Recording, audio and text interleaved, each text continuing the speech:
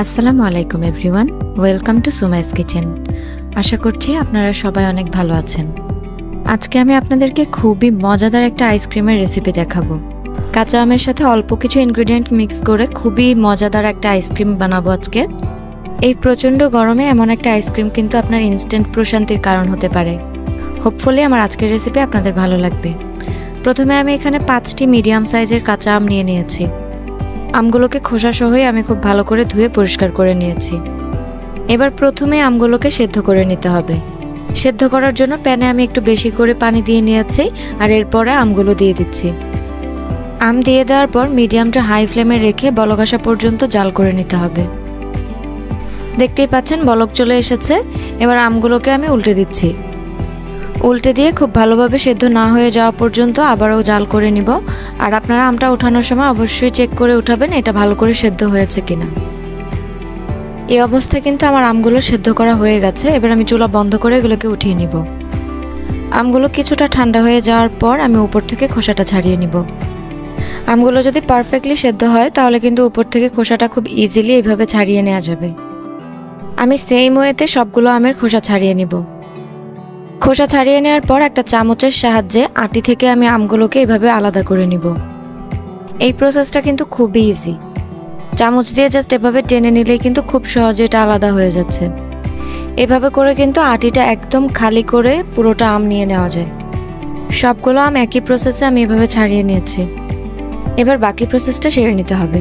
আমি একটা ব্লেন্ডার নিয়ে নিয়েছি, আর ব্লেন্ডারের মধ্যে প্রথমে আমি আমগুলো দিয়ে দিচ্ছি। এবারে দিচ্ছি 1/3 টিস্পুন পরিমাণ বিট লবণ, আর লবণ দিয়ে দিচ্ছি হাফ চা চামচ পরিমাণ। এরপরে দিব চিনি। এখানে আমি হাফ কাপেরও কিছুটা বেশি চিনি ব্যবহার করেছি। তবে চিনিটা আপনারা চেক করে আপনাদের প্রেফারেন্স অনুযায়ী অ্যাড করে নেবেন। এরপরে নিয়ে নিয়েছি পুদিনা পাতা এবং ধনে পাতা। আমার কোয়ান্টিটি অনুযায়ী অর্থাৎ 5টা আমের জন্য আমি এইটুকু পরিমাণ ধনে পাতা এবং পুদিনা পাতা ব্যবহার করছি। আপনারা আপনাদের কোয়ান্টিটি বুঝে বাড়িয়ে বা কমিয়ে নিতে পারেন। এরপরে সামান্য পানি দিয়ে আমি এটাকে ব্লেন্ড করে নিব। দেখতেই পাচ্ছেন আমার কিন্তু ব্লেন্ড করা হয়ে গেছে। আইসক্রিমের খাঁজে ঢালার সুবিধার্থে আমি একটা মগের মধ্যে নিয়ে নিয়েছি। এরপরে নিয়ে নিয়েছি আইসক্রিম বানানোর জন্য একটা মোল্ড। আপনাদের হাতের কাছে থাকা যে কোনো মোল্ডই আপনারা বানিয়ে নিতে পারেন। সবগুলোতেই আমি কিন্তু সম পরিমাণে ঢেলে নিচ্ছি। ঢালা হয়ে গেছে। এবার আমি একটা ফয়েল পেপার দিয়ে উপর থেকে মুড়িয়ে নিচ্ছি। ফয়েল পেপারটা দেওয়ার পর হাত দিয়ে চারপাশ থেকে খুব ভালোভাবে চেপে ফিক্স করে নিতে হবে। আমি উপরের দিক থেকেও ভালোভাবে চেপে চেপে এটাকে ফিক্স করে নিয়েছি। ফিক্স করা হয়ে গেছে। এরপরে আমি ছুরি দিয়ে একটু করে কেটে নিচ্ছি যাতে করে কাঠিটা ফিক্স করা যায়। এবার আমি দিয়ে দিচ্ছি আইসক্রিমের কাঠি। আইসক্রিমের কাঠি গুঁজোর জন্য এপাশ থেকে আমাদের বাবু আমাকে হেল্প করছিল। ও একটা কাঠি ফিক্স করে দিয়েছে। দেখুন আমার কিন্তু সবগুলো কাঠি ফিক্স করা হয়ে গেছে। কাঠিগুলো একটু সোজা করে সমান করে দিতে হবে। এবার এটাকে আমি ওভারনাইট ডিপ ফ্রিজে রেখে দেব। এই অবস্থায় আমি এটাকে ডিপ ফ্রিজ থেকে নামিয়ে নিয়েছি। দেখুন আমার আইসক্রিম কিন্তু একদম রেডি। আইসক্রিম নামিয়ে নেওয়ার পর এভাবে সরাসরি তুলে নেওয়ার চেষ্টা করবেন না, এভাবে কিন্তু আইসক্রিম উঠবে না, উল্টো ভেঙে যাবে। আমি একটা বাটিতে অল্প কিছু পানি নিয়ে আইসক্রিমটা এভাবে ভিজিয়ে রেখেছি।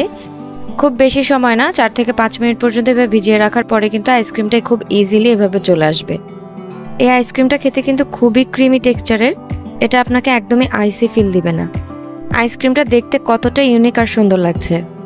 যেহেতু কাঁচা আমের সিজন যাচ্ছে, তাই আপনারা চাইলেই বাড়িতে সুন্দর এই আইসক্রিমটি বানিয়ে একবার ট্রাই করে দেখতে পারেন। ট্রাই করার পর অবশ্যই কমেন্ট সেকশনে জানাবেন আপনার কাছে কেমন লেগেছে। দেখা হবে আবার নতুন কোনো রেসিপি নিয়ে। আল্লাহ হাফেজ।